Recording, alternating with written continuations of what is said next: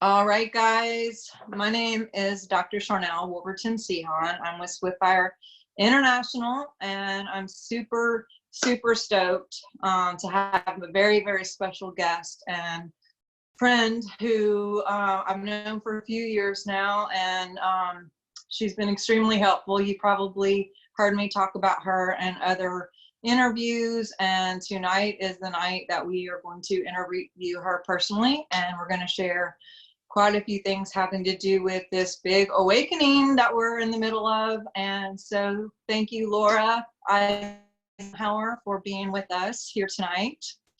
Thank you so much for having me. It's really wonderful to be here with you. Yes. And so I'm going to give a little bit of some foundations of kind of where we met up, because there's some big time synchronicities that I think will kind of help fill in some gaps and be more helpful for you, who people, you know, who have been following me for a while and you're not aware of any of this stuff going on. And I'm just going to ask that you to just be super open, and that, you know, some of this may be extremely new information. Some of it I haven't talked about publicly. There are a lot of people who know about it kind of on the down low. It's been a ride the last few years of just getting some broader perspective and being able to put some kind of distorted out there pieces together in one thing.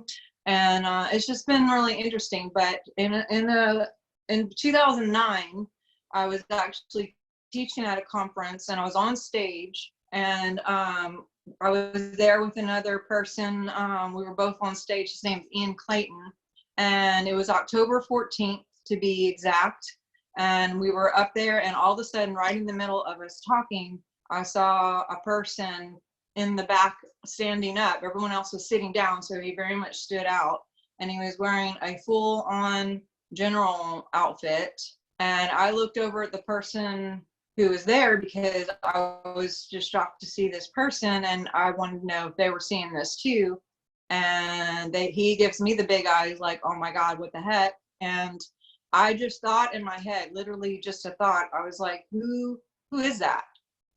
And as soon as I thought that, I heard Eisenhower.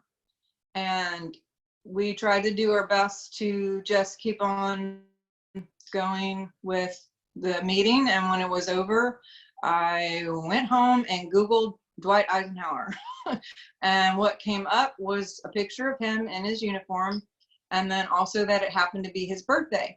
And I was like, wow. So there's about 40 of us at my house, and we're all looking at this information, and we were going, why would Dwight Eisenhower come to our meeting of like 400 people on his birthday? And we're just like, you know, a cloud of witnesses, or whatever you want to call it. And we still didn't have the answers. And it was much later, a couple years ago, I was watching a show having to do with MK Ultra stuff, and that someone had forwarded to me. And when I got the information, there was some stuff on there that I was like, whoa, because some things were popping up. And I called another person that I know that's went through some things like that, and had a few questions for them. And yeah, I mean, so we start talking about different things, and another person sends me, oh, that show you were just watching just got removed. It's not on there anymore. And here's why, and sends me a link. And this link that it was happened to be two women and a man.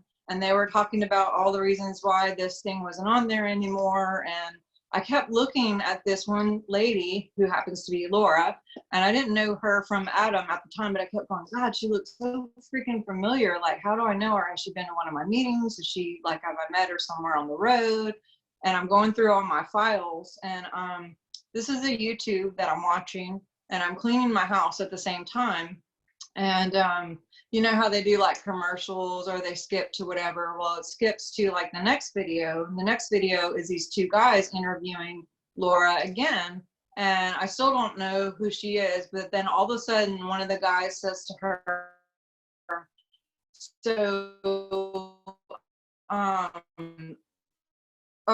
no, she says, and I went over to the video, and and was trying to figure out what in the world. And, you know, I'm really watching. And a few minutes later, he says something about her family and how's it feel to be in that kind of family. And she was like, well, you know, blah, blah, blah. It turns out, you know, she's the great-granddaughter of Dwight Eisenhower. Now, she didn't say my grandfather, blah, blah, blah.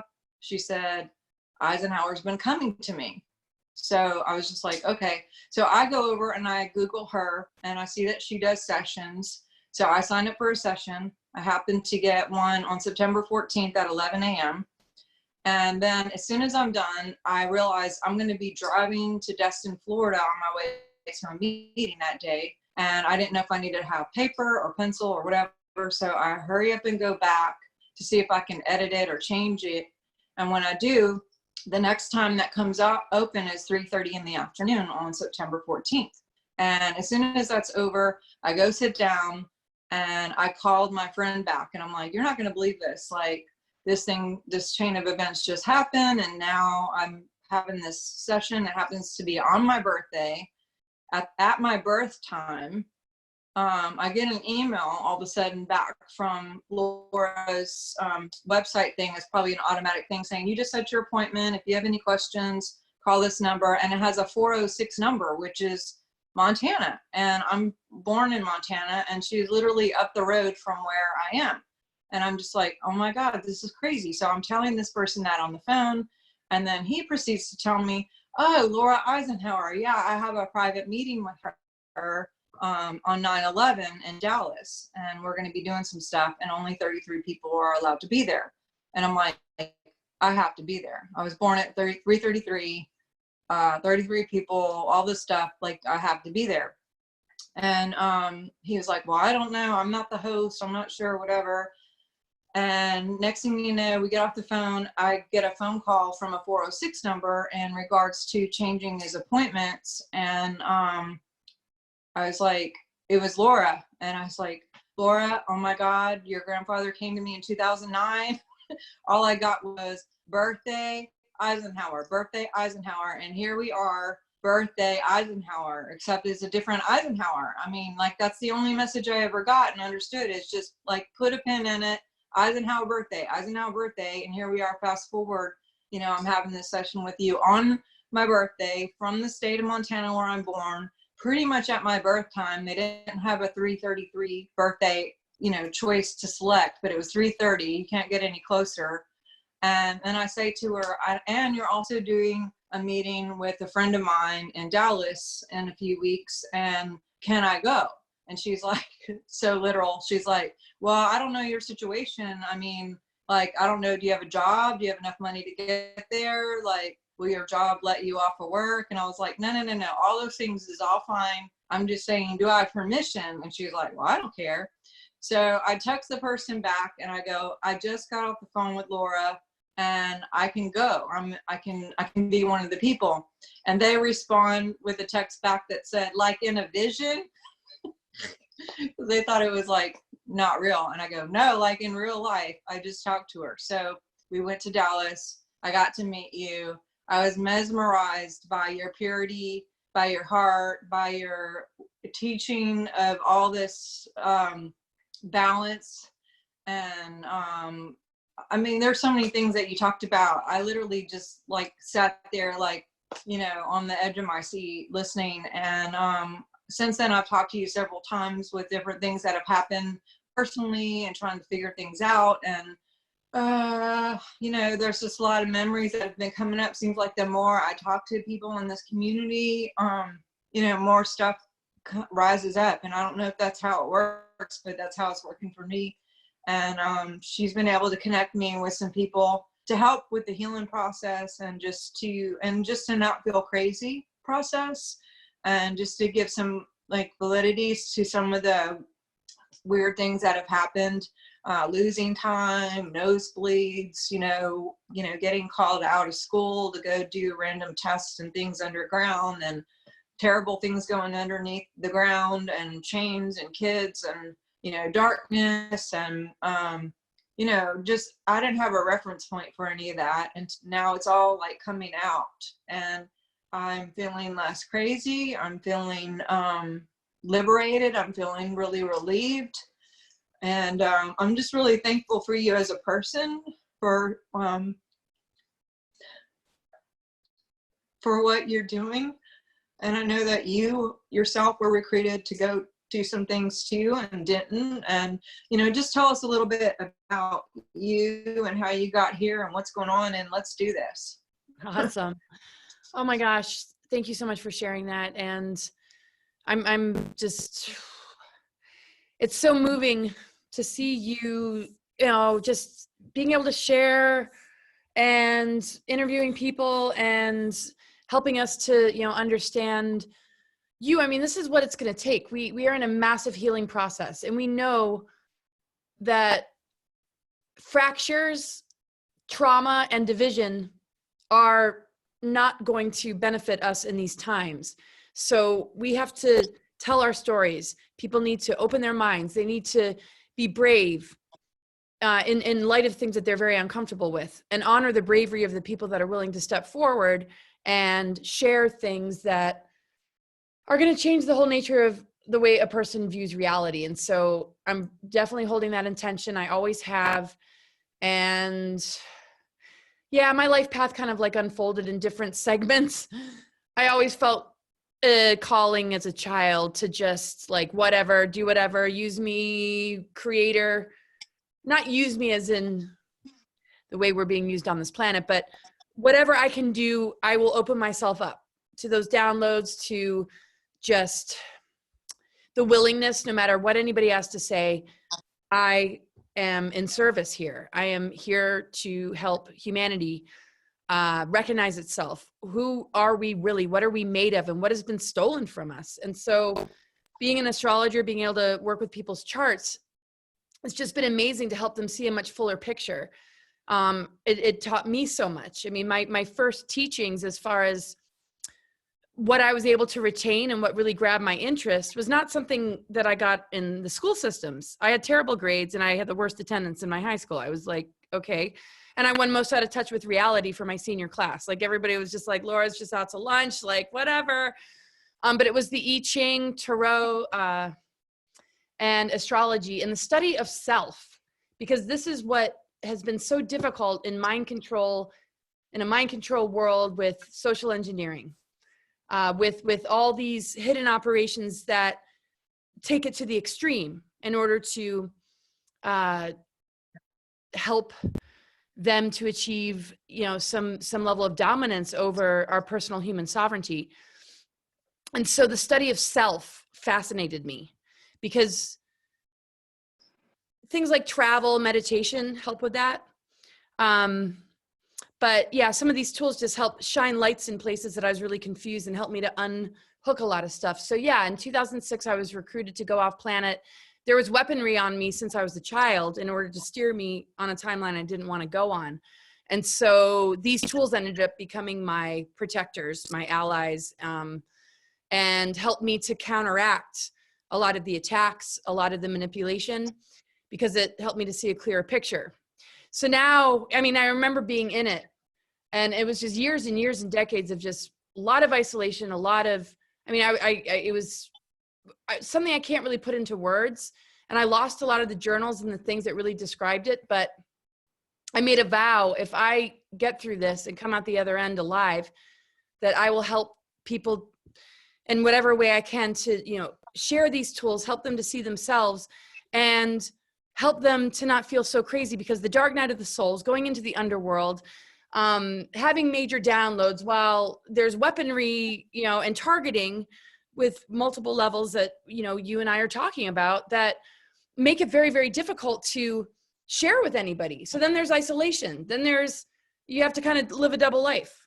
And so I just made a vow, like, if I ever get out of this alive, which I didn't think I would, it was more like, yeah, right.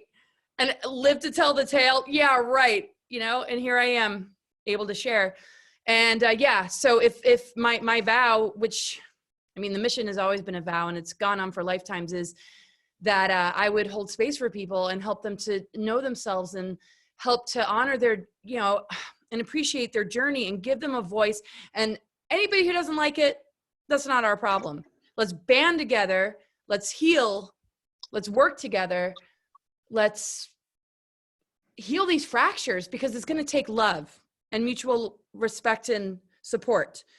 And those that don't want to be a part of that don't realize how much of the problem they are. While they might be blasting out what they think is truth or their political views or opinions, they cannot even step back for a second to realize that the only way we're going to be able to shift is if we integrate all these fragments that we're seeing in humanity, that divide and conquer agendas have cast upon us, that we as individuals have to face in our own personal healing. And so your story and the things that you've gone through and the things that tried to fracture me, probably not to, as much of a degree, but in its own way, is the theft of our creative freedom, our mental bodies, and our capacity to be sovereign. And it's only going to grow. So doing what you're doing is so amazing, to have these conversations, to feel more permission to share. And, people need to open their hearts and minds. And that's what it's always been about for me, is to get out of the targets and manipulations and never give up, but then dedicate my life to supporting as many humans as I can through transparency, not through like I have all the answers. It's like, okay, we're in this together. Let's be real with each other. It doesn't, and here's my research, okay? So take it or leave it. It's years and years and years of research, doing the best I can to connect dots. But, it's really coming from a place of what I hope new leadership is, because I don't even consider myself a leader. We're all leaders, but that the leader is integrity, transparency, humility, and being able to be real and genuine. We need that more than ever. And that's the only way we're going to win this war, because basically it's been a war on consciousness that wants us to stay stuck in our egos, have lack of self-worth or overinflated self-worth.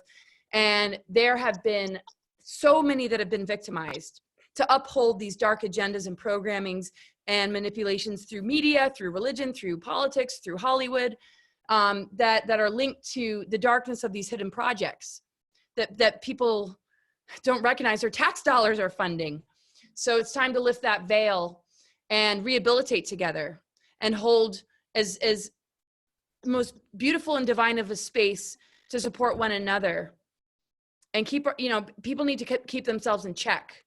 It's horrific for me to witness somebody attacking somebody else who just can't handle the truth. But at the same time, one has to have compassion for the difficulty of it all. But this is a time of rehabilitation. There needs to be healing centers. There needs to be attention of MK Ultra, mind control, satanic ritual abuse, human trafficking victims. All of that needs to be the priority. Anything else is ridiculous to place above. If we really have a judicial system and law enforcement and prisons in this world, it doesn't make any sense that there's something that creates the facade of creating some level of order and protection for the human race. And then we find out the ones that are actually in those positions of power are the worst criminals of all. So it's going to take the power of the human spirit. It's going to take recognizing the leaders that are really here to help. And this wave is way stronger than these dark agendas right now. And so I'm going to do my best to continue to amplify that frequency into the collective consciousness and not allow myself to sink into anything less, because that is another aspect of social engineering and mind control, is the fear. And this is an opportunity to get out of these lower densities and begin to embrace so much more. So it's been an interesting path, and I better stop because I could keep going. But that's kind of it in a nutshell, is just where I am right now with it all. Astrology's been a great tool to help, me to understand, okay, what aspects are going on, but also appreciate the different levels of these planetary energies that hold different frequency waves. Some are considered negative, but that's like the dark night of the soul. That's only temporary. As we go through these journeys inward that are very destabilizing, sometimes it can cause us a lot of insecurity, self-doubt, loss of identity. But as we go through that shadow side and we begin to go to the higher levels, every single thing that's going on astrologically and all the alignments hold the codes of ascension, and it's in our DNA and we're made of it. But if we stay locked into the lower levels that these dark agendas are trying to enforce, then yeah, we stay in this time loop and we continue to be harvested. I mean, even Saturn as a planet has a black cube that collects and harvests all these energies to then transmit it to the moon, so the masculine and feminine never heals, because if the masculine and feminine within ourselves heal, and in the greater picture, and it's not so much about gender, it's the electromagnetic nature of who we are. But as long as they can keep us from doing that inner work and doing that healing, they got us. And so it's a choice to just say, wow, that's why would we want to go there? It's programming. It makes us ill and sick and uncomfortable and stressed. What we're really reclaiming right now is the most natural and God-given, beautiful, truth that, the first stage is just allowing yourself to just be yourself. And that's what I've really discovered. And that's what I allowed myself to just do, even if you're trying to just be yourself, nothing else matters. Just be yourself. And all throughout my life, that's one thing I was able to do, is not give that piece up, even if I was, struggling and not, doing so well. I felt like this was all a part of a greater transformation. And if I didn't allow the process to, take place on an organic level, I don't know, I would be locked in the programming, and there would be a dependency patterning or relationship with something that would be, very difficult to get out of. So I learned self-healing. I braced just the journey into the underworld, the stigmas of being stupid and having bad grades and not having a good attendance, being the screw up, being whatever. But I've never, ever forgot the bigger picture. Mm-hmm. And that's why I'm here today and I'm alive. Well, as a naturopathic doctor and a big time student of quantum physics and the biofield, and I teach a lot on, the science of all this. So when you talk about all these things, I filter it through a lot of that and God and what have you. And when I was hearing you in Dallas that time talking about authenticity and being real and being yourself and all the things that you were sharing, and that I've heard you share so many times, which is one of the things I love about you the most, of just like trying to get people back home to who they really are. When we're born, we have all the programming going on with TV and, learning from our environment and just like the schooling and all the stuff that is the outside program, music, advertisement, all of that. But then also on an internal, we have, like, even at the DNA level, a signature code that basically, because that's who we are, if it's like poverty or feeling bad about yourself or, just whatever could be the disconnect of actual real connection to source. If there's anything less than love, who is God and is source, and we're participating on it, even on a DNA level, that could be maybe something that we're, not even aware of or conscious of, but that goes out into a biofield, which is about 8 inches out, feet out from each of us. And studying a lot about the biofield, it's called bio because it's dual, bio meaning two, it's electric and magnetic.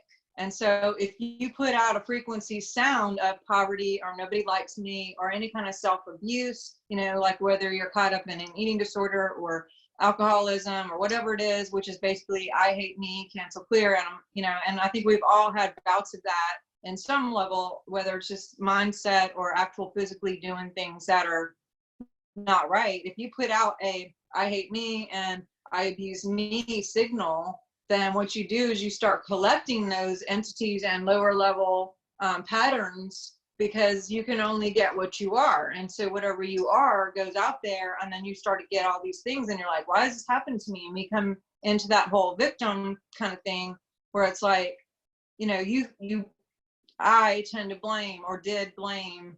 Why does this happen to me? Why does this keep happening? Why are they doing this to me? Cancel clear. When really there is will and there is things that happen, but also I've had to really look at myself and figure out like, well, what am I doing to get, like, how is this here? Whether it's mine or whether it's something to DNA or some sort of programming that may be subconscious, because really about 95% of everything that happens is on a subconscious level. And that's what's really autopilot on the show. About 5% is what we're really mindful of, and which is interesting because the brain only has 95% that they call junk, and 5% that we use. And then of course there's junk DNA of 5%, and then quote 95% junk DNA, and then the space we supposedly know like 5%, but there's like 5% that we know and 95% we don't know. So there's all these parallels of as above so below, but also as above so within. And the more that I can look at me and heal me and work on me, like you keep on telling everybody, is just like, it's an inside job. Work on me, work on me, work on me. And the more I work on me, the more my biofield changes and the more sovereign we can be, even at a biofield level, because it's like a shield that's like, it can't come in because the code doesn't match anymore. And it has to, even like, living true on a chemical level, any position or job or idea that we take that's less than love, there are chemicals that are released on a physiological level that saturate our whole body, that affect our metabolism, our brains, our body, and then we saturate into that, our immune system, and it basically weakens us if it's anything negative. Anytime we live a lie or think a lie or talk about a lie, there are lying chemicals that are negative that saturate that body. And if you go to sleep right before that, then you're marinating in that all night long, versus every time you live true, which the word integrity is an interesting word because it means to be integrated. The more we're not fractured, but we're integrated, mind, body, and soul, and the more healing that we have, the more integrity we have. There are also tons of chemicals that are released in our body that build our immune system, that build our body, that release serotonin and dopamine and all the things that we need to be happy and to have a kick in our step and have energy to do with, the grace that we need to do. And then of course it changes the biofield. So the biofield, let's say that living authentic is 1, 2, 3, 4, then that code, I'm just making it up, that goes out, and you can only attract authentic patterns and people who are real. And that's why when they say when the student is ready, the teacher shows up, because you're ready. And that's how I think I found you and some of these others, is I started getting honest with myself about some things that were going on, and like out of the woodwork, I hadn't even gone public yet. And I'm getting these inboxes from random people going, hey, I know this is a real weird thing, but do you know anything about this or this or that or this? And I'm like, how do these people know to contact me? Because I was starting to even play with the idea of talking about it beyond like my close family. And, to be honest, my husband, I love him so much. And also when I started sharing some of this stuff, like I've known him since 17, and he honestly looked at me and he was like, I've known you since 17. Like, why have you not talked about any of this? And, for just a minute, because of programming, I got upset because I was like, he doesn't believe me. Like that came in my mind. And then, so I said it. And then he came back and was like, I believe that you believe that something happened. But then the more, like, I've talked to my parents and I've told him some things, and some other people have said, he gets it. He totally is on board. He's like, oh my God, this is crazy. And so anyway, it sounds crazy to talk about, because it does sound crazy. And like the things that, like I said, you don't have a grid, or I didn't have a grid of anything comparable in real life. So it's like, why say anything about this? Because it seems like I'm maybe just having a bad day and being negative and had this thought in my mind, and then it goes away. And then this other like memory would pop up, and like, is this a memory or a thought? And I would go through all these like things. And then after years of this, Laura, I had to finally be honest with myself and go, I can't possibly be making up these images and they're exact every time in detail, never change, always wearing this or always saying this or this person always doing that. Like, why these like flashes keep coming and there can't be any validity to this unless it's actually real. And it was really upsetting at first, to be honest, because it was like, it's disturbing. It's really disturbing. And I went through a lot of emotions. And also, you know, meeting you in Dallas, I was like, there was something very heavy on me that day because I am a vocal person. I've been in decades of speaking in front of thousands of people, sometimes a couple, you know, for 4 months straight. I was every night talking in front of 40,000 people, literally, not online. I mean, stadiums. And so I have a following. I was on TV for a couple of years. Like, that's my normal public situation. So I felt like, oh my God, I'm going to have to talk about this. And I was so petrified because of what I thought people would think or say or not believe me, or, you know, would people like walk off or just never, you know, all these things, you know, which, you know, the more the years have gone, the more stressful it's been to not say it. And I did feel like I was living a dual life. And I started having some thyroid issues and some other things that were like physically happening and manifesting over not speaking up. And I just shared with like 3 people in one day after this interview. And all 3 of these people who randomly contacted me literally bawled their heads off. Like, they were literally on the phone crying. And I was like, are you okay? And because I just said, look, you're not crazy. These are some things that happened to me. And some of these 3 people, some of them, one of them I knew 5 years, one of them like 10 years, one of them, another one 10 years, and another one, their son was going through some stuff. And I was like, your son's not crazy. Here's what some stuff that happened to me that I can tell you. And literally, I don't know. I just felt like the chemistry came all of a sudden, the grace came, and I got off after 3 days going, okay, what are the chances that these people all called and reached out and I was able to speak into their lives? And I got off the phone and I felt like free. I felt relieved. I felt empowered and just had so much energy. And I was like, not living that dual life anymore and not being afraid and just being like, I know that this is not just something that I can put down anymore, because there's so many people that have gone through something similar that actually need someone to talk about it. And even 2 of them out of the 4 had said, you know what, I wouldn't believe it, but except for it's you. You know, it's because it's you saying it, I actually believe it. And like, I've actually told my son that this is crazy and stop talking about it. And now I feel terrible because here this stuff has been going on and it's probably real. And like, I know you like personally, so I believe this. And so, I mean, I hear that, I get that like hearing some of this stuff can sound crazy because saying it sometimes sounds crazy, even for me.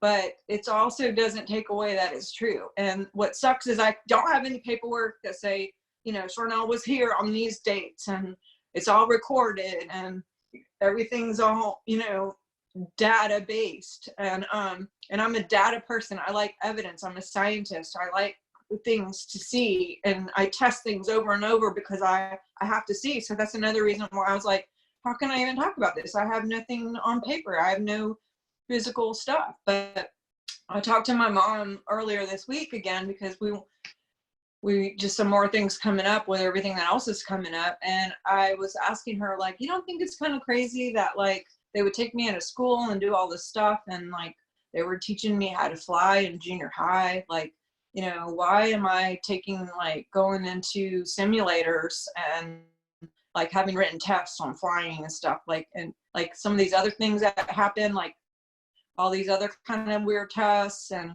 you know, it was more like for empath kind of things and being able to know what's going to happen and putting blocks together and sacred geometry stuff. And, you know, I said to my mom was like, well, we thought you wanted to do it. I mean, we were told that you were gifted and you were like on board. And I'm like, I get that. And also like when you're in 2nd grade, 3rd grade, 5th grade, like you don't know what's normal and that you can say no and that you can have, you know, like you just are like, oh, and I actually felt like super special that I was picked. And, you know, but I didn't have a grid for comparison of what other people's lives growing up, or matter of fact, don't have a lot of my memories from growing up, which I now know why, of, you know, them slating me or whatever, and can remember getting shots and crazy stuff. But you know, just sharing. And, you know, when I said something to my mom, I said, what about like the underground stuff?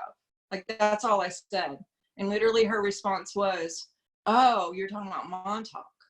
And like, I had no physical knowledge up to that point about anything having to do with Montauk being underground, as far as like someone validating that for me.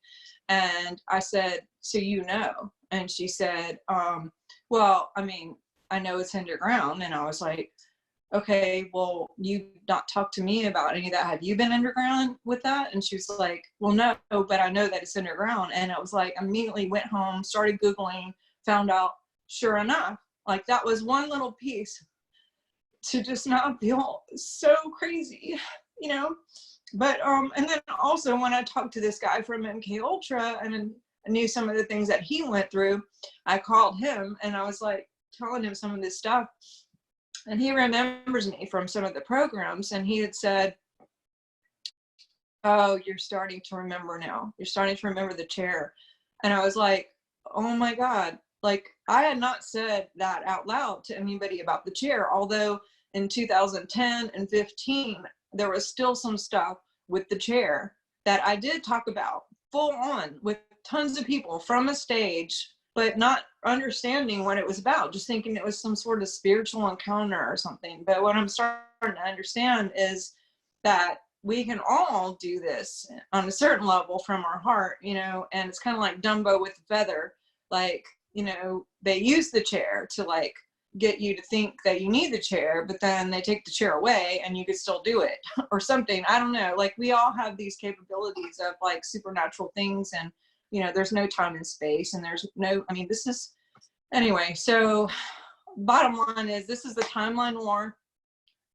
There are people who want things to go a whole different way, and they're doing a lot of abuses and different things to keep us dumb and misinformed and ignorant and just so busy with all these distractions that we're not even looking at what could be true so we could wake up.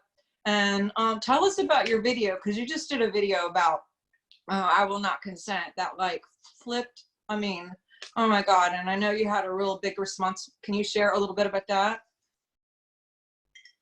Yeah. Thank you so much for sharing what you just did. Yeah, I was just kind of like hanging out, and I just felt this thing come just, I don't know, in my inner self, just like, God, you just got to let this out. You just got to share this. And I wasn't really sure if this would be something that I posted, because it just seemed a little extreme. I don't know, but I am kind of extreme by nature, so it wasn't anything new, I guess. But I'm like, we got to speak directly to these people. This is ridiculous. Like, we need to say, you know, this stuff. And a lot of us have in our own lives, in our own ways. But I was like, but for those that haven't, or that need the reminder, I mean, you know, I feel like the urgency was not just mine. It was many. And so I'm like, okay, I want to say something on behalf of those who do not consent. And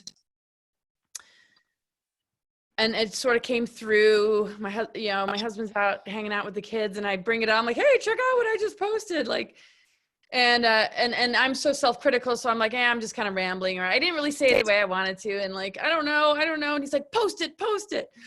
And so I just decided to post it. And yeah, these are important reminders. I think, you know, in a lot of ways we do that when we're in awareness that, yeah, we've already determined that we're sovereign and we do not consent. But I just really felt like this needs to go out on the airwaves. This needs to be a message directly to them. And it just was very, very spontaneous. And so it reminds me, next time I feel that spontaneity, to just go for it. And that, hey, you know, people who might feel that as well, move through them, and then they just say, I can't because of this, or it might do that. I can totally understand that. So, and that's why I felt like I'm comfortable being that person. for where others aren't ready yet. But you know, it's all about knowing that they're going to be ready soon enough to stand up to their friends that they might still be holding on to that aren't the healthiest of people, to stand up to family members, to stand up to bosses, to stand up to different products that are being sold, to just be able to say it like it is in the moment that you feel called to do it, that you do it. Now, I know some people are like, oh man, I just put my foot in my mouth, or I wish I didn't say that, right? So it's not like we should just say everything that comes to our mind. I mean, we got to be a little careful, but I think there's some things that I think setting ourselves free is number one. And sometimes when we clear our throat chakra, there's going to be other stuff in there, patternings, and very much what you were talking about before, you know, things that are going to attract different experiences in our lives that might not reflect our highest truth or the best of ourselves. But that's part of the clearing work. And we can always apologize and say, whoa, that came out wrong. I mean, it's better to like be free and share your truth and work with it once it's set free than to shove it down, I feel. And that's just the way I am, but we're not all the same. And so I embrace diversity. To me, oneness is diversity and harmony. There is no right way to do something, but most important thing is it authentic? Does it matter to you? Does it feel like the right thing to do?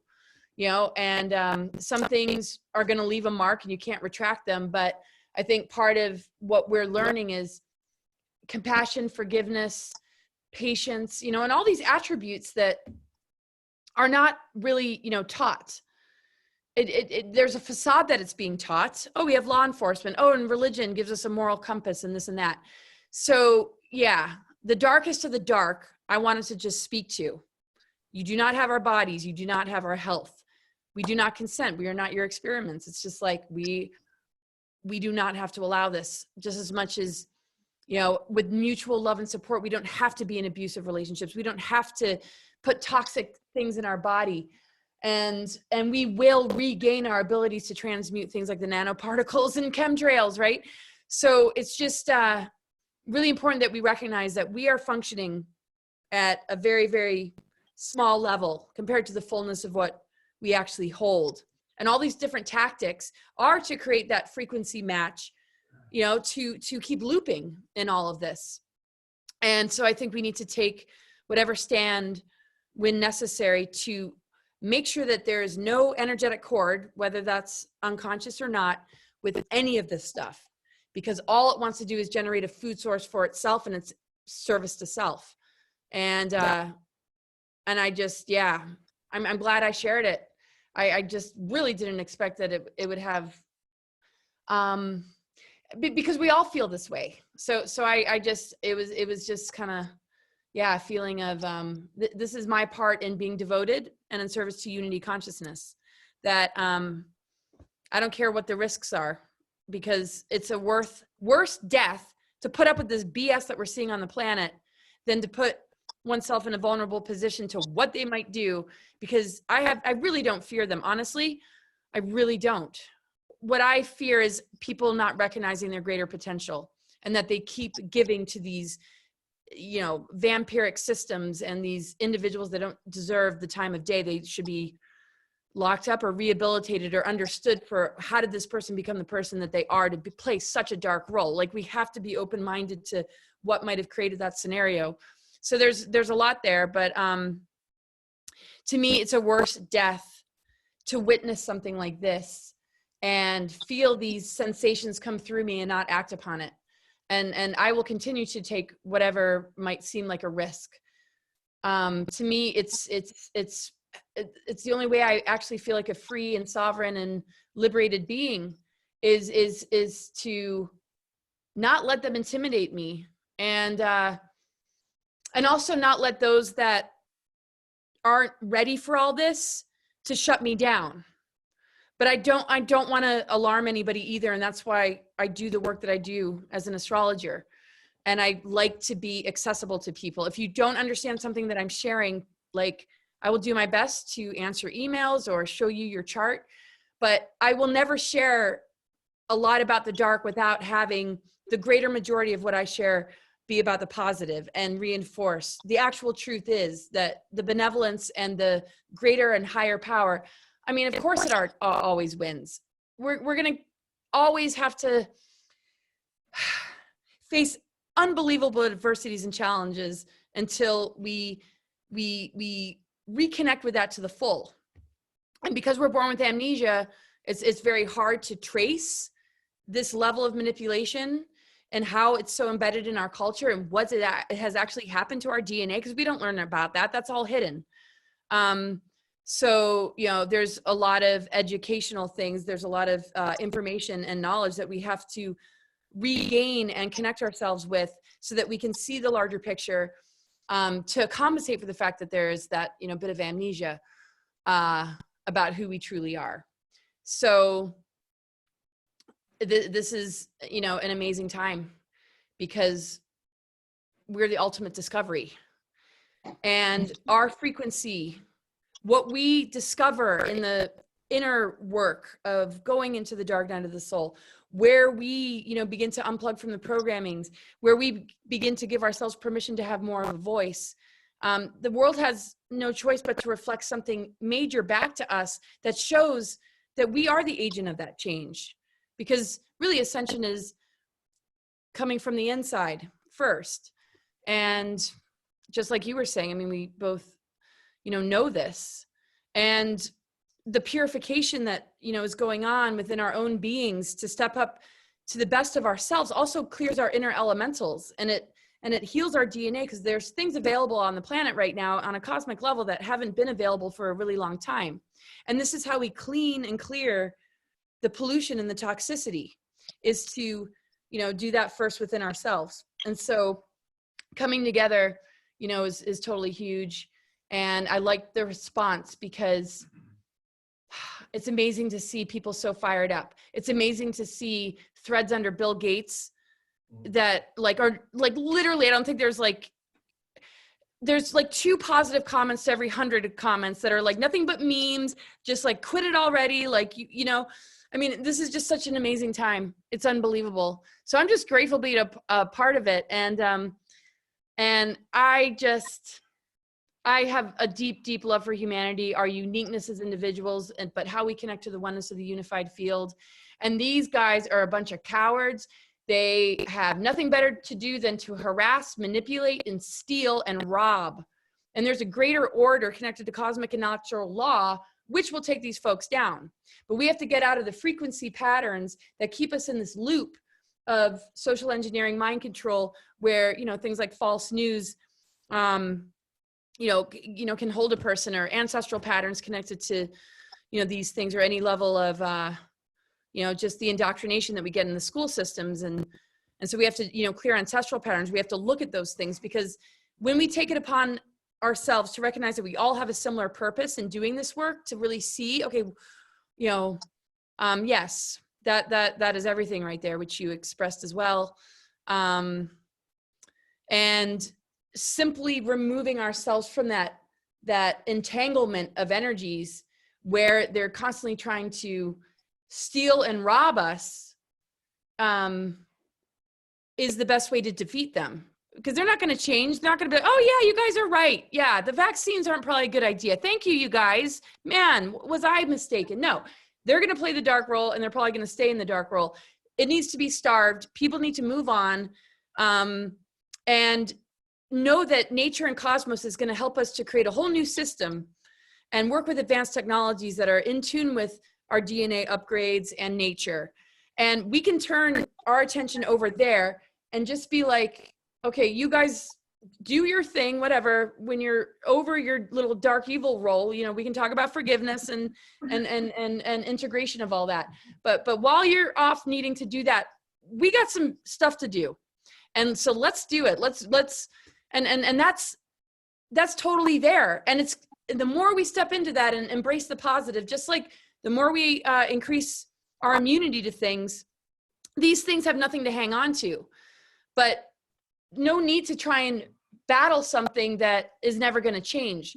Let's start building the world we deserve, and let's start being responsible to each other on a spiritual level, and treat each other you know, in the most loving of ways. That's number one, I think, to begin to get the ball rolling, to appreciate all the unique gifts and all the pieces of the puzzle that are coming together to help people to rehabilitate from some of the most unbelievable crimes and adversities and abuses. And we got a lot of healing centers to build. We got a lot to do. These guys, you know, we're going to see like a huge shift happen if we don't wait for somebody else to do it for us. It's humanity that's creating this shift. And I think the Trump administration is flowing really well with that. It doesn't seem to be in opposition to it. I understand that sounds political and people don't want that, but I don't put that much attention on it anyway. I'm just saying that this wave of energy that's available to us right now, I don't see this administration saying, oh, we're not on your side, or we're not going to support this, or we're not going to look at this. The presidential position for many decades has been absolutely the opposite of that, I feel. And we ran the risk of having somebody in office that would have continued that. And, you know, sure, he might just be a puppet like the rest of them. But when you hear the words, when people, you know, really are in support of him, it's not because they're Republican. It's not because it's political. Most of the people that I've discovered that support him is because human trafficking is being addressed.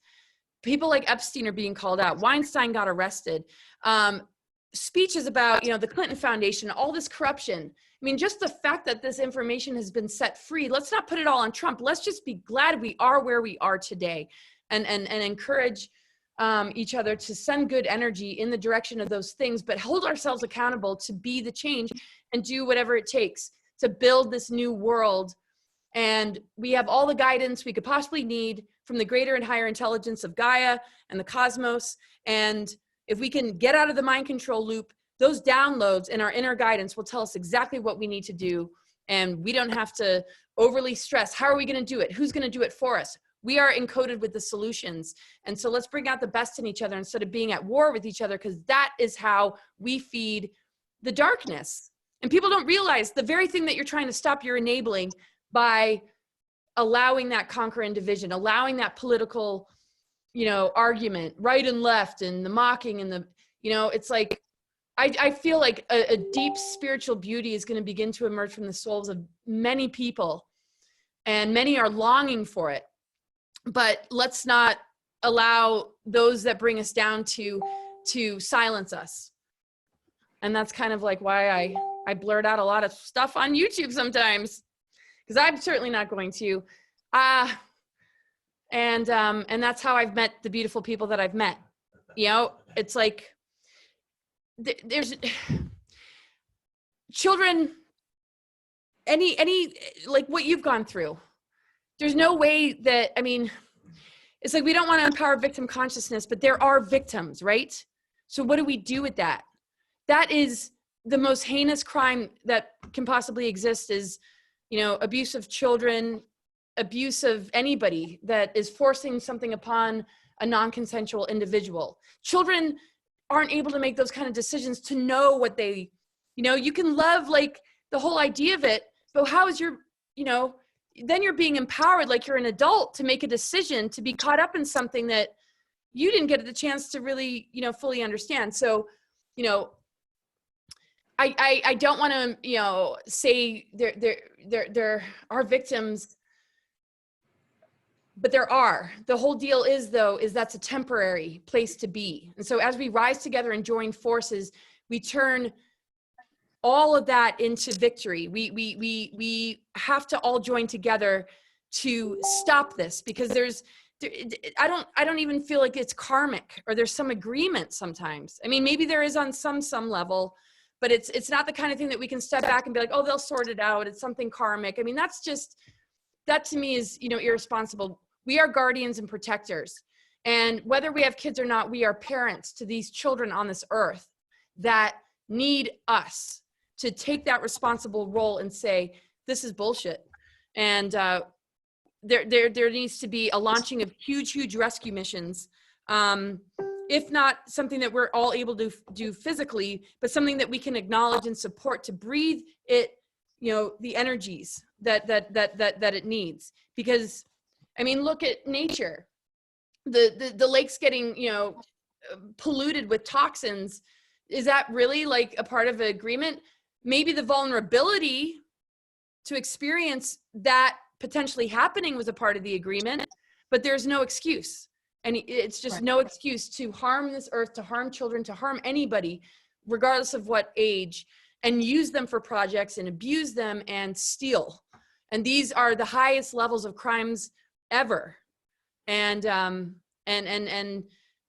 if anybody believes in Judgment Day, it's the very act of not so much judgment, but gosh, divine justice. So let's all work together, everybody. I mean, each one of us counts, and we each have, our own part to play. It's not about doing something that, scares you or putting yourself in an uncomfortable place, but we need to build the community, and nobody's going to do it for us. And we also need to heal communities.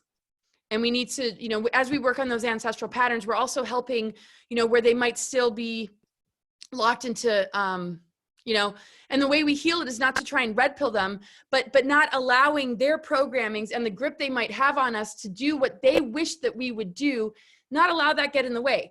Let's just allow ourselves to thrive, and they'll get the benefit on some level, and love can be shared without it having to be a battle. So the same thing with a lot that we see in the world with maybe those that have taken careers that aren't so helpful to humanity. How can we emerge without having to battle something and invalidate it and say you're stupid and you're sheeple and, you sold, I mean, just the simple act of moving in the direction of something that works, is enough of an example to inspire people to say, I want to go there too. So we don't have to try and change the system by red pilling everybody, even though sharing information is incredibly important. We just need to take the action and begin to build that better world and be the shining example of what community can look like, and then have open arms to those that are really wanting to join with us. And I just think people get really exhausted trying to wake people up. But let's be the example. Let's show the world what it means to build healthy communities, healing centers, sharing our stories, being able to listen, holding forgiveness to those that have maybe, gotten caught in the, darkness that might need that from us, unless they, So anyway, let's be the example. Because, and that's the thing. It's like, whoa, I want what she's got. Or like, you see somebody healthy. It's like, what are you taking? Oh, I drink smoothies every day. It's like, okay, that person's curious because you're the example, instead of, like we see with some people, beating others over the head to eat a certain way and change their lifestyle. That doesn't work. So we don't have to force anything. Let's just do it. Let's embody it. And people are going to be like, oh my God, that feels so much better. And something's calling out in my soul to join in with that. Cause that's what it should be. Yeah. I was sharing this in the other video, and that's why I love what you share so much about going back to being true and being authentic. And 2010, around the time, one of the times that I had an encounter with these two messengers, one of them I think was named True. I mean, I call this person who looks like a woman, angel, a messenger, whatever, off planet, something spiritual, whatever. But they were in my living room. I walked in my living room, and when I walked in, literally they were things standing there. And as they were standing there, they were surrounded with all these books just piled up, these ancient books everywhere. And as they were piled up, I went over to go look to see what are these books. And when I went in and looked, I could see that there were record after record after record after record of ways that people were healed, specifically through plant type things, natural ways. And they were healed of this with that, and healed of this with that. And I knew it had to do with frequency and natural things. And I was just in awe of all the hundreds of thousands of people who were on this, these ancient books. And I remember just one of them looked at me and said, "What do you want?" And I said, "I want to be a part of that."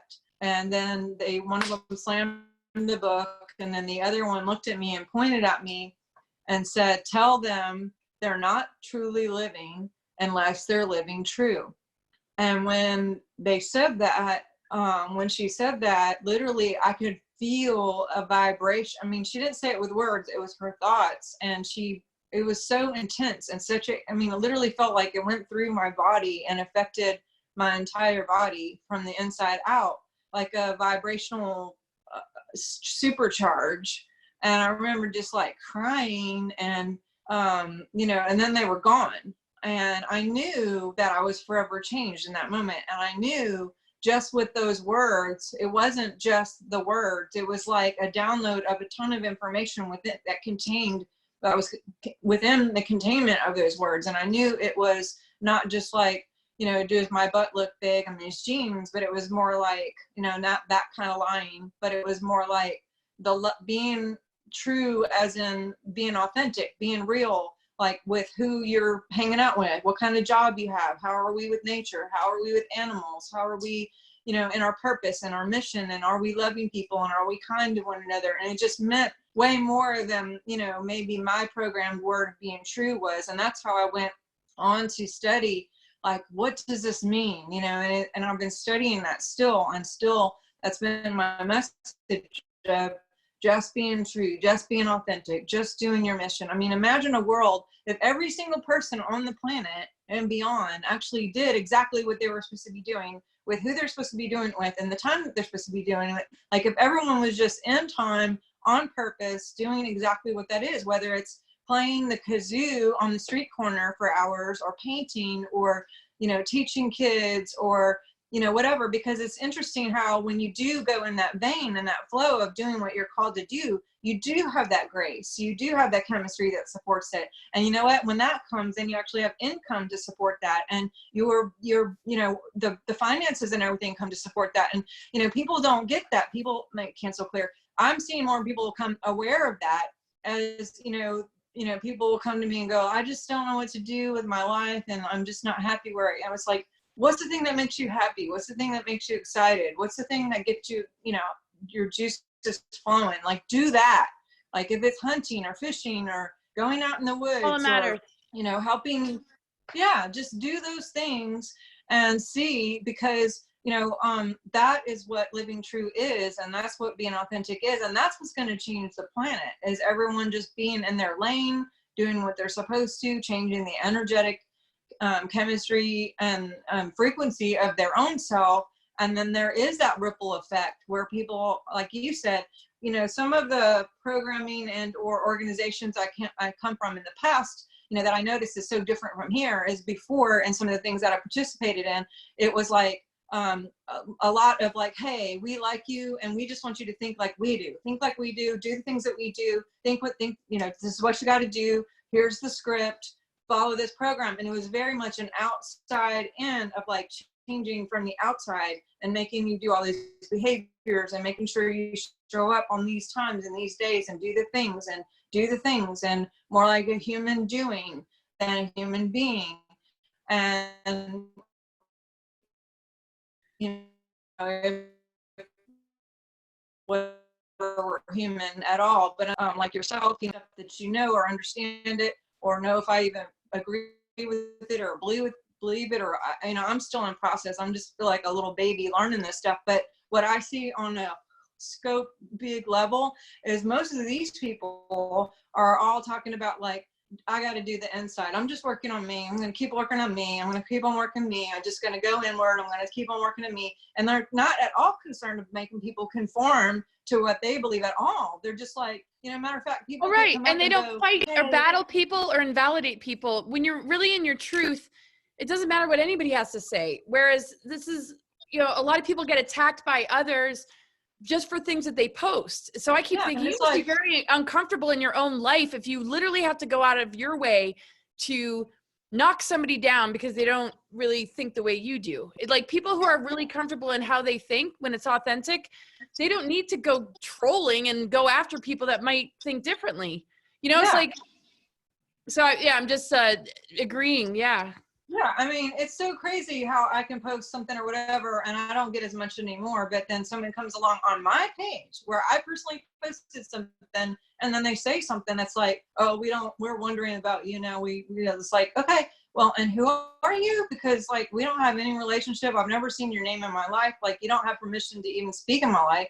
I mean, like, that's just weird. And like, why? If you have an opinion or something that you're excited about, post it on your page. Like, you go on your page, write a freaking 10, 12 volume book if you want to. I don't care. Like, you go do you and have fun. But like, don't come on my thing and start like trying to start a fight or have a conflict of, with me. Cause it's just like, where, and I have grace for people who do that because I was one of those people. Like, I got it. Like, I get that people are just where they're at. And when people come and say like, well, but this and this and this, like I just had someone email me the other day and they're like, hey, we just don't want to do this anymore because we're kind of worried about whatever. It's like, okay, cool. You do you. Awesome. And then, what I'm finding is it's been years now is a lot of those people from 4 years ago who are weirded out or whatever. Now they're coming back and going like, oh yeah, remember that time 4 years ago? I'm so with you now. I totally get it. Thanks for not being totally bitchy about it and like writing me off forever and handling it so well, because that's the thing, as these things are being exposed and people are coming up, like, don't be mad if people don't get where you are. Just be like, okay. And if we can do us and not be defensive or having to be right or confrontational and just let people be where they are, then maybe they will come around, maybe they won't come around. But it's not my job to make everybody think like me. I don't even want everybody to think like me. I might not even think the way I think right now tomorrow.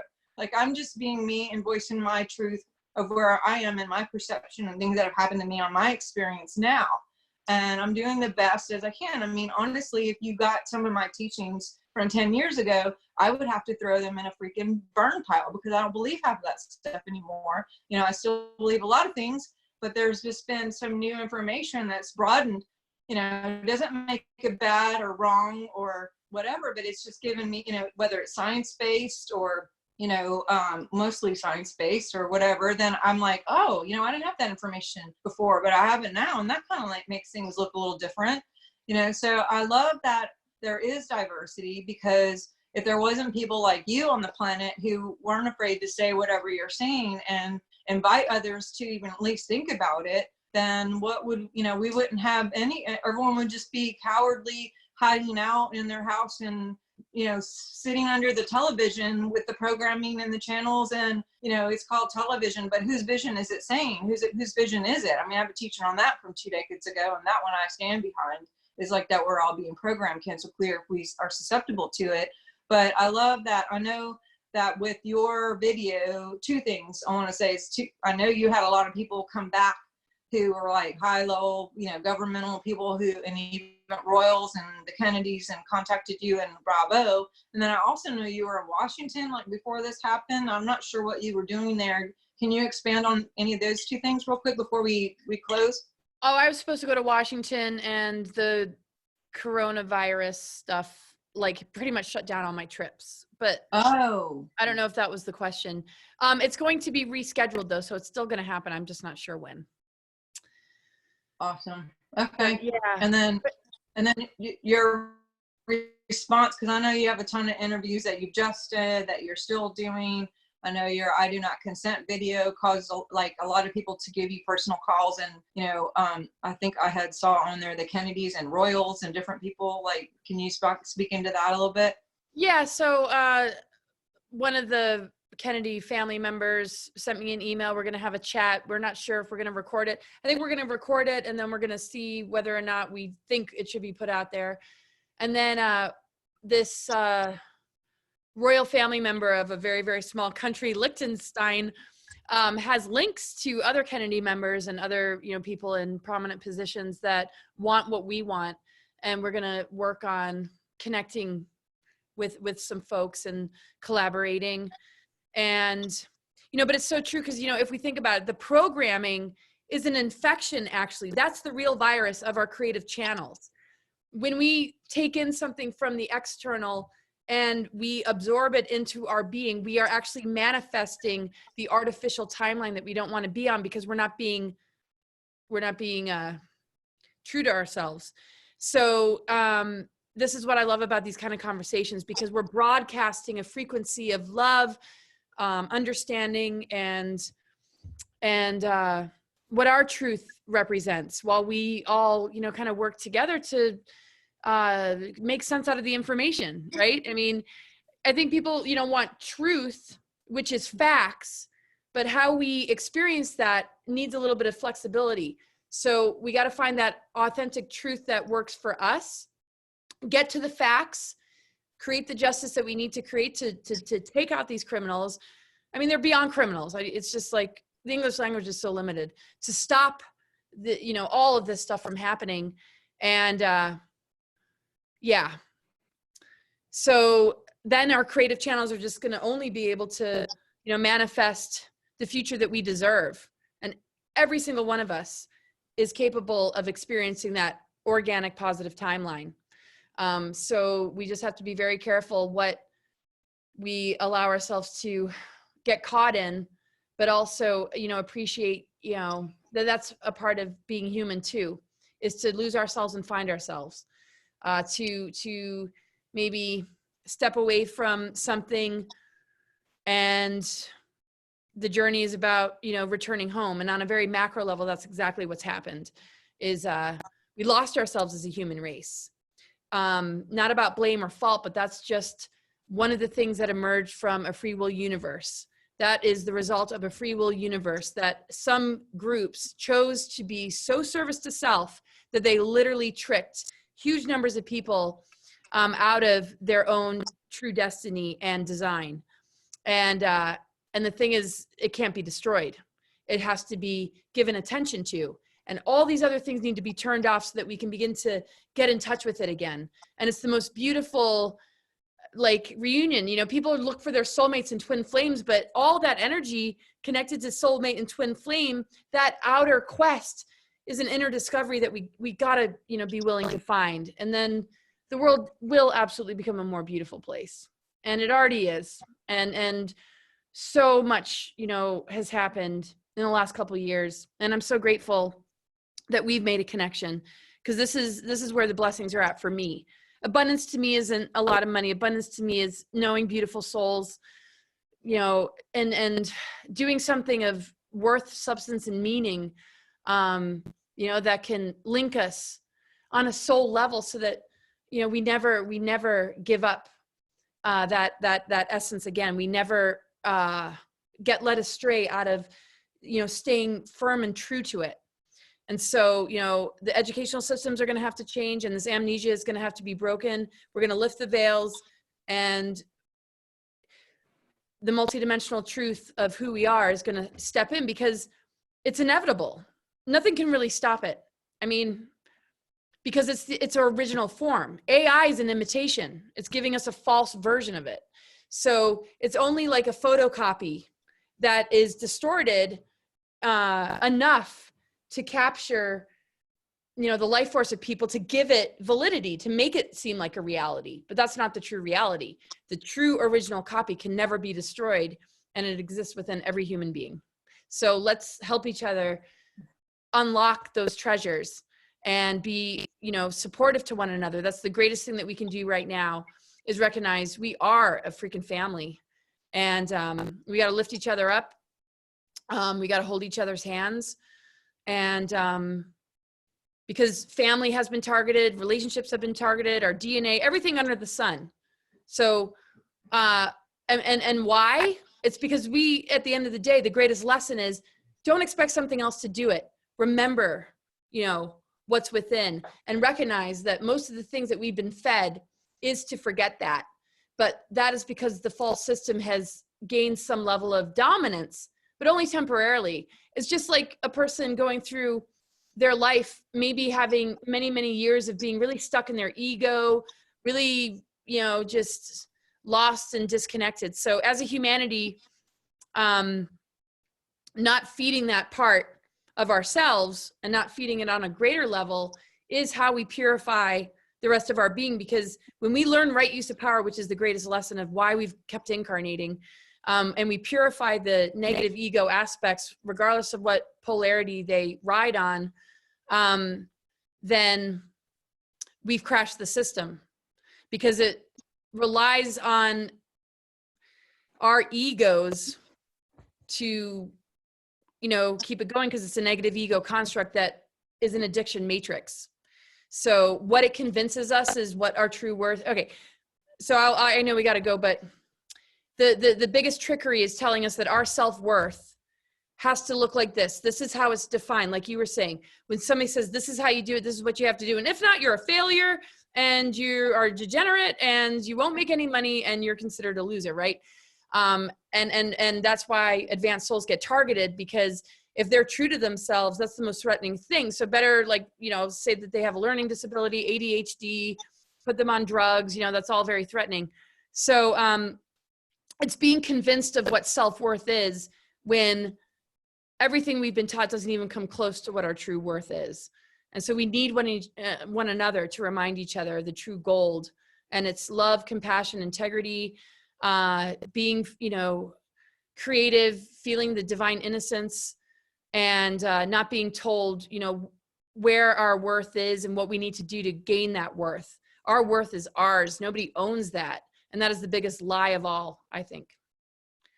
Well, I just have one thing to say in closing. I know we got to wrap it up too, but for me, you kept talking about will and choice. And I think that's a huge thing, because part of these beings, or whatever you want to call them, that have come to me, I could hear them sometimes, and I kept hearing several times in a row over about a week period, it's time to meet Will. It's time to meet Will. It's time to meet Will. And I kept hearing that over and over. And I woke up and I talked to, you know, coming out of that like halfway sleep state, and contacted my office. I'm like, what's the schedule look like? Like, half the time I don't know where I'm going or who I'm meeting with or who's doing the hosting or whatever. I'm like, is there a Will that we're going to do a meeting with, or is there something coming up with a Will or William or a Bill or something? Like, I keep getting this thing about meeting Will, and you know, nothing was showing up. So we're just like, okay, so I shelved it. It happened again. And finally I go to this doctor, and they were like testing some things, and he's like all into geeky, like all the frequency, Tesla, like he has machines from Russia, China, like all the stuff that, you know, most people aren't even supposed to have. And he was going into this great quantum physics, like teaching thing having to do with the will, and how he has been testing people, and how he said that he tested that the will is 200,000 times more powerful than the spirit. Like, we can have a spirit and it's like easy and it kind of guides us, but we don't have to make the choices that spirit says or what source guides us to. But overall, we have this will, and that will is apparently on a scale measurable to 400,000 times stronger than the spirit. So not that God, you know, people say, oh, I can't believe God did this, or, oh, God, whatever. It's like, no, you know, you go back into that thing. It's like, no, you made the choices. You're doing the things. You know, when you make the choices and do the things, then that's what changes the biofield. And then you collect that because it's magnetizing to you. You know, you're putting it out and magnetizing. And that's how you're getting the negative stuff. But so I kept, immediately he's talking about the will thing. And I go, oh my God, it's time to meet Will. And it just like clicked. I'm like, that's what the will is. And I think that's where we're at. It's like, even though things sound like kooky and crazy and weird and maybe outside of our box, I think the biggest opportunity for us right now is to actually be will to use the will to look outside of the boxes that we've been in and go, you know what? I wonder, well, let's just investigate this and see if there's a little truth to that. And how can I add that to where I am and broaden that. I was talking to Dr. Richard Bartlett the other night, and one of his things that, I don't think he mentioned it, but I remember reading something he said about the difference between research and search. And I never really thought about it, but on a conscious level, you know, he was talking about how a lot of people will research, meaning search again, and find things only to fit their box or to reinforce what they already believe, instead of actually searching for truth and looking into things that may be outside of what their scope of what they understood or believed in before, because that's part of what evolution is. That's what expansion is about. That's what understanding is about. That's what growing is about. That's what healing is about, is having the courage to look outside of these programs, or the subconscious programs, or the environmental programs, or the DNA programs, or the trauma loops, or whatever, and go like, you know what? There is something bigger than this. There's got to be. There has to be something else. And each and every person who's listening to this knows that there's something beyond what you know. I mean, the more I find out and know, it seems like the more I don't know, because I keep looking and I keep searching and I keep wanting to know more. And whenever I talk to that guy who doesn't want to be outed yet as far as the MK Ultra stuff, you know, I called and I said, what do you know about this and this? And I named some things, and he was like totally freaked out, because he said death threats and all kinds of stuff, and he didn't want to like even talk to me because he was scared about what would I do. And I said, look, dude, I've known you for what, 2 decades. I've always been on your side. I don't care if you tell me the Cookie Monster is my father. I just like have to know the truth. Like, just please tell me that this is, you know, I don't care what, just tell me the truth of what you know. And we had a 2-hour and 9-minute conversation about some truths. And it was just like, and I'm finding that talking to him, talking to you, talking to some other people who've been through things and understand things and whatever, it's almost like, it's not almost, it's literally like energetic keys and switch on things to open spaces that were fragmented, be not so great, then it's like they collapse, and then there's more expansion for God, more expansion for source, more expansion for truth, more expansion for love.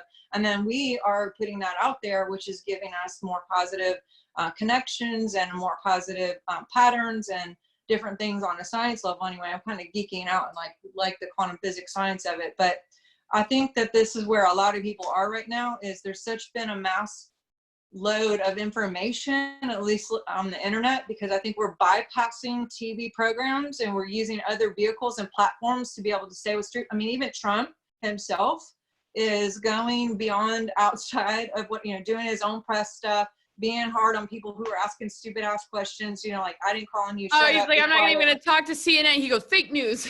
I love that. Yeah. I mean, he's just dropping things like, you know, generator instead of ventilator. I mean, he's saying, he's giving us these little droplets of like, just to let us know that, you know what, I'm with you. I can't say everything, but I'm going to drop what I can, and giving us hope and speaking his truth and being truth. And by the way, in 2007, these beings came to me and said, start praying for Donald Trump. Now, at the time, I had no idea. I have no measurement of understanding that. And they said, and I still am looking to understand that, but they said that he had a Cyrus mantle. I Googled that. I'm like looking at it, and, you know, it turns out to be some king who did some really fantastic things and didn't care what anybody said. And I was just like, okay. And several times he's, you know, shown up. I've had dreams with him, with Ivanka, like multiple things have happened over that time. And then one of the times he actually came and grabbed my hand, brought me into the bathroom, started weeping, threw his hands up and said, help me make America great. He was like looking at the ceiling, crying, talking about this and saying, you know, and I remember, I just shared this on the last interview. I was like watching this going, I don't think anyone would believe like this is really his heart. Like he's for real, like feeling every word of what he's saying right now. And when I woke up, he, you know, about a week or two later, I found out that he was actually running for office and that was his slogan. And I was like, what? Because, you know, I filed that up, but I was just like, okay, that's weird, because this guy's from The Apprentice and, you know, where, you know, not in my thing even in 2000 or beyond. And then I shared that with someone that I knew that worked in government. Somehow I got back to Trump. Next thing you know, I'm invited in real life to go to September before the election to go to Florida to meet with him and a few other people to share some of this stuff that I had gotten from these different dreams having to do with all this stuff. And I mean, and this is not a dream. This is like for real happened, like not a vision. And I was supposed to be in New Zealand with multiple people for a conference. And I basically was like, oh, that's a bad time. Is there another time we could do this? And they're like, sure, we'll get back to you. And then it never happened because, like, I'm sure he's been a little bit busy doing the things that he's doing. But I still think that there's going to be a day when I actually meet Donald Trump and be able to look up to him. Because, by the way, he's freaking really tall. And even in the thing when he came to me, I was like, having to look up to this ginormous man. And I remember just, you know, anyway, when I do see him, I'm going to be like thank you, because, you know, whether you like him or not, or whether he's rough around the edges or whatever, at least he's being honest. At least he's being truthful. At least he's standing up for everybody. I love seeing that. Absolutely. Yeah. Yeah, I have a lot of crazy dreams too. Right around the election time, I had a big showdown with Hillary Clinton, and it involved like her and me having almost like a violent exchange of energy. I actually did hit her over the head with a vodka bottle, and Whoa. I did have to escape on my bike. And it was just kind of like, she was just so angry, you know, that all this stuff was coming forward and just holding me like to some sort of blame, or it was so weird. And then I had a dream one time about Trump, and it's too much to get into because I know we are probably closing, but the most significant part was we were running together near the just monument. It wasn't quite like the Capitol White House, but it was like, I think it was the Lincoln Monument. We were just like, I saw him, or we connected. I don't know. It was just something that had a huge ass staircase. That's the biggest part. And there were all sorts of agents and people kind of crawling around. And I kept wanting to make contact with him. And there was all this interference because it just realized that I was like, you know, kind of there. And then when I was able to kind of come through, he's like, okay, you know, you're with me. And then we locked each other's arms. And I know like all the people that hate Trump are gonna be like, oh, that's terrible. I can't believe you dreamt that. But anyway, we locked arms, just kind of like, you know, when you're skipping along, and we started to run and bolt towards the stairs. Like he was guiding the process, and we flew into the air, and he was about to land and possibly crash and die. And I went right underneath him and I caught him. And for some reason I didn't get injured. I was like, what the hell does that mean? That's Maybe awesome. that I have his back. Yeah, I have his back. I definitely know I have his back. So anybody that doesn't like that, I don't care. Yeah, so you guys continue to pray for all of our leaders for this wake up. Continue to pray for Laura, and as she's out there with her trumpet, like blowing her truth, and pray for me too while you're at it. And you know, as we close here, do you have any like final words and how people can connect with you and things that you may have up and coming? I mean, I know we're at home, but I know you have several interviews lined up and different things that you're always doing, and when you're not on the road. Yeah, so there's a Forbidden Knowledge online event at the end of May, and I'm going to put it on my website, and I will be putting more information out. And it's actually going to be a 2-hour presentation. So what I'm not able to do physically at events, there's some things going on online. My website's cosmicgaia.org. I try and keep it updated. I should be going to Hawaii. That seems to still be working out. There's other events that haven't been fully canceled because they're later in the year. So we'll see. But just, yeah, I will try and keep my website updated, and that's cosmicgaia.org. And I do have subscriptions, and people have access to podcasts that I don't post on YouTube, newsletters about what's going on astrologically, and the ability to have check-ins, especially when there's urgencies. But that wouldn't be the main reason to subscribe, because I can't really guarantee how that's going to go. But for the most part, even though my calendar's full, if somebody has an urgency, I give them my phone number. They're able to text me, and I'm on it. And I haven't really noticed that I lose too many people when they really need to connect. I make sure, but balancing the calendars and stuff and having the subscriptions grow, I got to sort of be careful. So, but I do give my personal number to make sure there's a line of communication. But yeah, you can find out more on the website as far as what that all means. And yeah, I'll just keep my website updated. I do have some interviews this weekend with Magenta Pixie. We're going to do a roundtable also on Sunday. And then there's something going on with a documentary that's being produced with David Icke on the team. And I think he might be in the interview with me, and that's on Monday. So I'll just keep putting the stuff out there and posting, and just keep doing what you're doing. Thank you so much for having me. It's been so wonderful to just have this conversation. Oh my goodness. Yeah, it's awesome. Well, I appreciate you, and I get emotional every time I even try to make words to explain how much you've been very essential and all the things that have helped me, and I'm still in process, you know, and you have, you know, given me resources and different things to connect with some stuff, even with my family and my own personal journey. And if you look to try to connect with me, please do make sure to follow me on Facebook. I know Laura has Facebook. She didn't mention Facebook, Instagram, Twitter. She's got all of that stuff too. So please go find her. Yeah, I got Twitter and Facebook, no Instagram.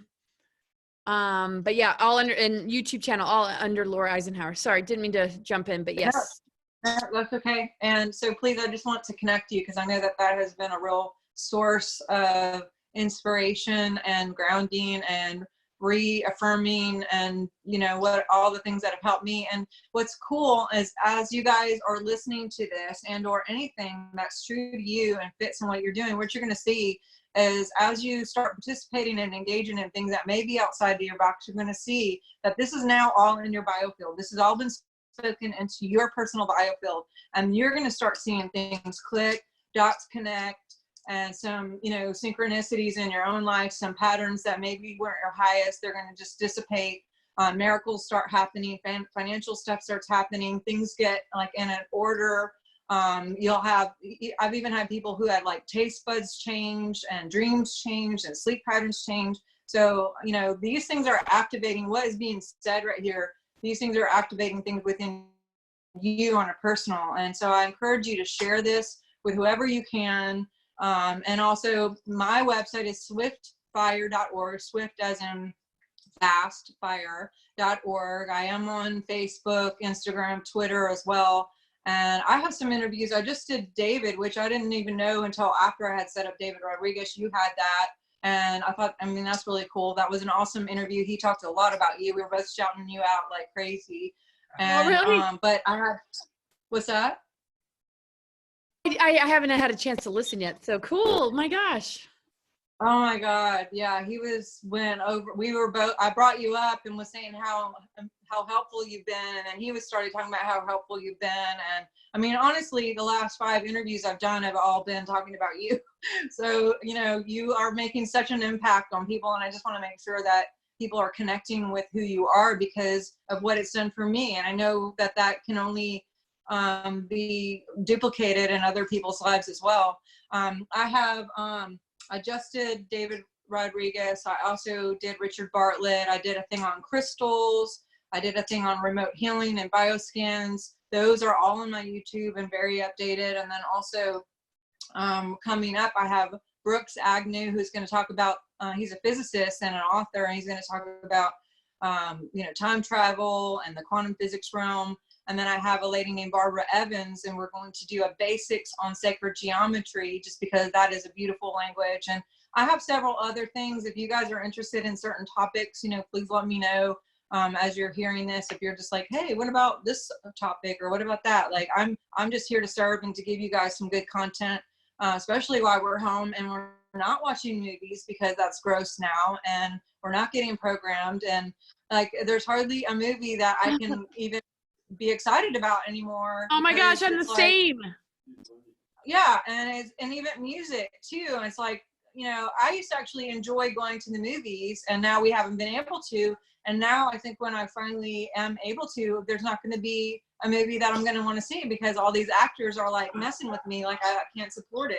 And so I'm like, I don't know. So I'm trying, I think what I'm doing is just stepping out and speaking my truth, finding other people that kind of connect dots for you guys and help you guys expand and give you an alternative to what, you know, what we can, you know, participate in and outside of that. And I've done this for years, but I just, usually I charge and done classes, and all of this stuff is free, just because I feel like investing in you. I feel like as I'm investing in you, it's going to come back to me. But just continue to pray for Laura and everything that she's doing, her family, her husband, her kids, and keep us in prayer. And thank you again, Laura, for everything you are, everything, not just, it's not about what you do, it's who you are as a person that really touches so many people. And there's, you know, I can hear when people speak, like if there's bullshit or anything that's like in a, like a different frequency of like needing something, or, you know, like a control, or feeling like, okay, I'll do this, but this is really for me, you know what I mean? And like everything that since the second I met you and you spoke, I was like, oh my God, it was just so pure. And like everything that you say is always just service and love.